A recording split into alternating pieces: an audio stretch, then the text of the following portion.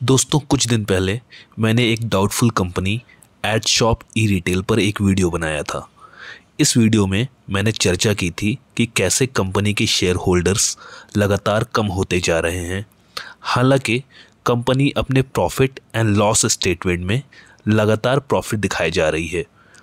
मैंने उस समय भी यही सवाल उठाया था कि अगर कंपनी इतनी ही अच्छी है तो शेयर होल्डर्स अपने शेयर बेचकर निकल क्यों रहे हैं। अगर आपने वो वीडियो नहीं देखा है तो लिंक आपको डिस्क्रिप्शन में मिल जाएगा, एक बार उस वीडियो को चेकआउट कर लीजिएगा। तब से लेकर अब तक स्टॉक की मार्केट में बुरी तरीके से पिटाई हुई है और आज ये स्टॉक सिर्फ 15 या 16 रुपए के आसपास ट्रेड कर रहा है। इसके अलावा सेबी ने इसमें रिलेटेड पार्टी ट्रांजैक्शन और प्रॉफिट को मैनिपुलेट करके दिखाने का भी दोषी पाया है। ये खबर देखिए दोस्तों, ये बिजनेस स्टैंडर्ड की न्यूज़ है जो कि रिसेंटली पब्लिश हुई थी। दोस्तों, रिलेटेड पार्टी ट्रांजैक्शन का मतलब है ऐसे फाइनेंशियल ट्रांजैक्शन जो कि दो या दो से ज़्यादा पार्टीज़ के बीच में होते हैं जो आपस में क्लोज बिजनेस या पर्सनल रिलेशनशिप रखते हैं।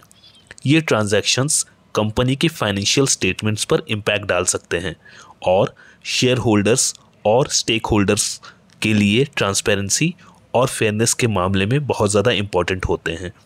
इन ट्रांजैक्शन का सही डिस्क्लोज़र और मॉनिटरिंग ज़रूरी होता है ताकि फाइनेंशियल स्टेटमेंट की सच्चाई और फेयरनेस बनी रहे। साथ ही किसी भी तरीके का कॉन्फ्लिक्ट ऑफ इंटरेस्ट को अवॉइड किया जा सके। अब मैं ये नहीं कह रहा हूँ कि मुझे स्टॉक मार्केट की बहुत अच्छी समझ है और मैं मार्केट को बहुत अच्छे से प्रेडिक्ट कर सकता हूँ, लेकिन दोस्तों मैंने इस कंपनी के बारे में आप लोगों को पहले से ही आगाह किया था, क्योंकि मैं कंपनी को एनालाइज करने के लिए जो पैरामीटर यूज़ करता हूँ उसमें ये कंपनी पहले ही पैरामीटर पर फेल हो गई थी। तो बहुत सिंपल सा कॉन्सेप्ट है दोस्तों कि कंपनी की सेल्स इंक्रीज़ होगी तो कंपनी का प्रॉफिट भी इंक्रीज़ होगा और कोई भी कंपनी ऐसे ही ग्रो करती है और ऐसे ही उसका शेयर प्राइस भी ग्रो करता है। अब ज़रा इस कंपनी की प्रॉफिट एंड लॉस स्टेटमेंट पर गौर करिए। अगर इसकी हिस्ट्री उठाई जाए तो कंपनी की सेल हर साल ग्रो कर रही है और वो भी एक अच्छे परसेंटेज से, लेकिन कंपनी के प्रमोटर्स यानी कि कंपनी के मालिक अपनी कंपनी को बेचकर भाग रहे हैं और ये सारा माल छोटे छोटे रिटेल निवेशकों को चिपकाया जा रहा है। आज के टाइम पर कंपनी के प्रमोटर्स सिर्फ 27% शेयर होल्डिंग कैरी करते हैं, जबकि 72% से ज़्यादा की शेयर होल्डिंग पब्लिक के पास है। साथ ही कंपनी में एफआईआईज और डीआईआईज की कोई होल्डिंग नहीं है। अब ज़रा कंपनी का कैश फ्लो पर ध्यान दीजिए। कंपनी का cash flow from operating activity negative है। इसको थोड़ा डिटेल में देखते हैं। कंपनी का 29 करोड़ का ऑपरेटिंग प्रॉफिट है जो कि दिखाता है कि कंपनी प्रॉफिट कर रही है, लेकिन रिसीवेबल्स में 81 करोड़ का इंक्रीज कैश कलेक्शन में प्रॉब्लम का संकेत है। इसका मतलब है कि कंपनी ने अपना जो भी माल बेचा है उसमें से 81 करोड़ रुपए का माल उसने उधार पर बेचा है जो कि अभी तक कंपनी को वापस नहीं मिला है।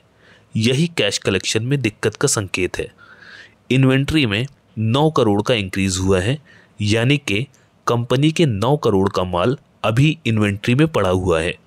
ये दिखाता है कि कंपनी ने या तो ज़्यादा स्टॉक रख लिया है या फिर फ्यूचर डिमांड को मीट करने के लिए हो सकता है, या फिर दूसरा रीज़न ये हो सकता है कि कंपनी की सेल्स स्लो है जिसके कारण उसकी इन्वेंट्री बिक नहीं रही है और माल स्टॉक में पड़ा हुआ है। इन्वेंट्री कैश फ्लो का नेगेटिव होना हमेशा बुरा सिग्नल नहीं होता।